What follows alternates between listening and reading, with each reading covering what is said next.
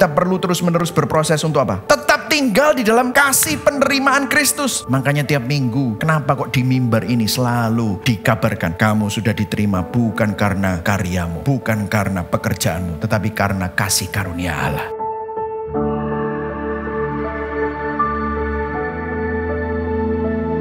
Kita berusaha untuk mencapai jadi kaya, jadi ganteng, jadi orang yang dihormati, supaya kamu mendapatkan citra diri menurut orang lain kamu tuh hebat. Hal itulah yang menjadi penyelamat-penyelamat palsu kita, berhala bagi diri kita. Penyelamat-penyelamat palsu dan berhala-berhala Tuhan palsu pada akhirnya selalu mengecewakan.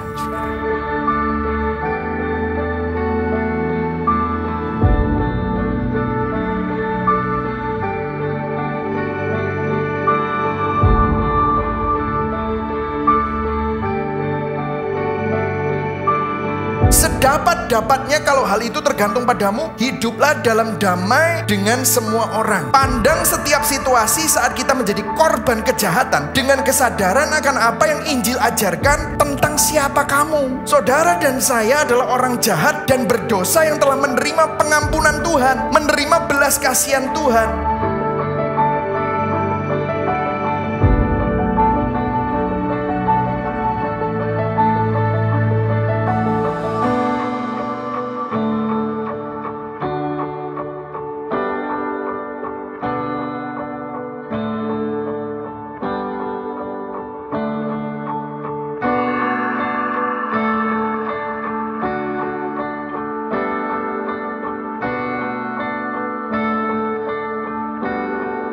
So di dalam semua kitab suci agama lain, kalau ada nabi, seorang perantara yang berbicara, biasanya dia akan menggunakan bahasa pihak pertama, yaitu saya. Dia berbicara kepada umat, yaitu pihak kedua. Dan dia berbicara tentang Allah sebagai pihak ketiga. Tetapi Alkitab justru menyatakan bahwa Yesus memperkenalkan dirinya sebagai pihak pertama kepada umatnya. Dengan kata lain, sebetulnya Allah yang berbicara dan menyatakan dirinya secara langsung kepada umat manusia melalui pribadi Kristus.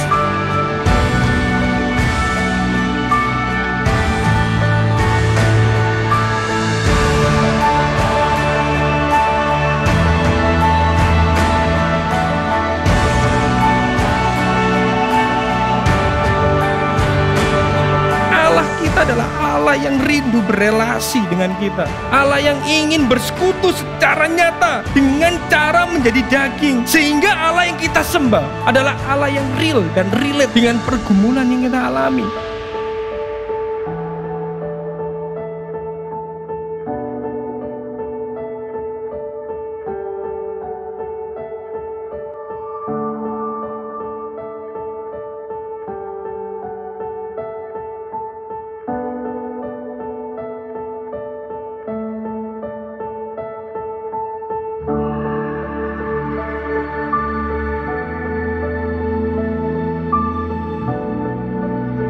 Bukankah di dalam kita menjalani kehidupan ini, saudara, kita juga terkadang menjalaninya dengan self-confidence? Dan bukankah sebaliknya, terkadang kita juga menjalani kehidupan ini dengan perasaan bersalah? Seharusnya sebagai gerejanya, pekerjaan dan pelayanan yang kita lakukan bukanlah didasari oleh guilt-driven, saudara, melainkan grace-driven.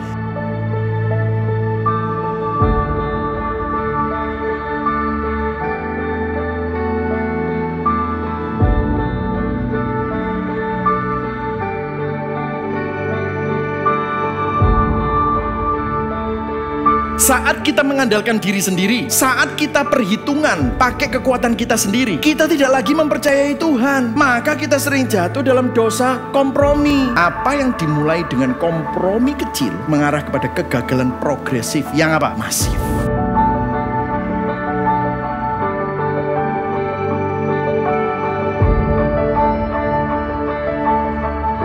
Semua kita itu pasti menyembah dan melayani apa atau siapa yang kita sembah dan layani. Dan kalau itu bukan Tuhan, pasti berhala-berhala. Dan awalnya dosa ditoleransi, perlahan mulai nyaman dengan sensasinya, sehingga nilainya mulai terasimilasi dalam jiwa kita, dan akhirnya berakhir dengan gaya hidup yang terintegrasi dengan dosa.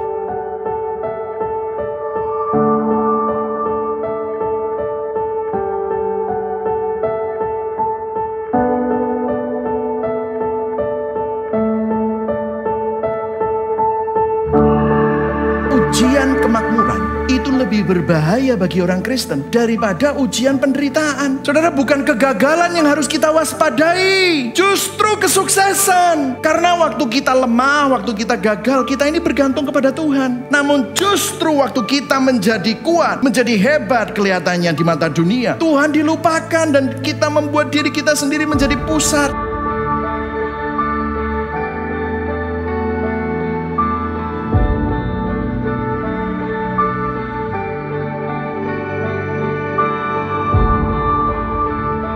Saudara, kita sering berpikir bahwa masalah terbesar kita adalah hubungan kita yang rusak, keuangan kita yang amburadul, bisnis yang tidak berhasil. Lalu kita menginginkan Tuhan membebaskan kita dari semua itu dan memulihkan keadaan kita. Tapi tahukah saudara bahwa seringkali Tuhan tidak mengubah keadaan luar kita, karena Dia lebih tertarik terlebih dahulu mengubah apa yang ada di dalam kita, yaitu hati kita.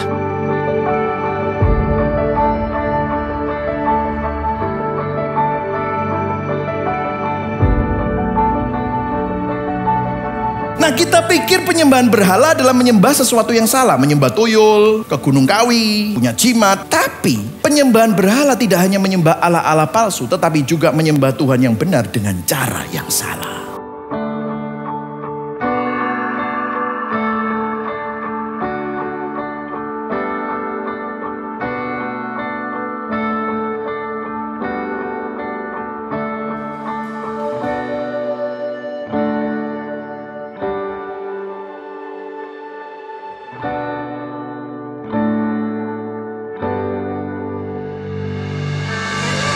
Jangan-jangan kita ini salah paham bahwa dosa itu hanyalah melakukan hal-hal yang buruk saja. Dosa bukan hanya melakukan hal-hal buruk, tetapi lebih pada menjadikan hal-hal baik menjadi hal yang utama. Dosa adalah membangun identitas Anda, nilai dan kebahagiaan Anda pada apapun selain Tuhan.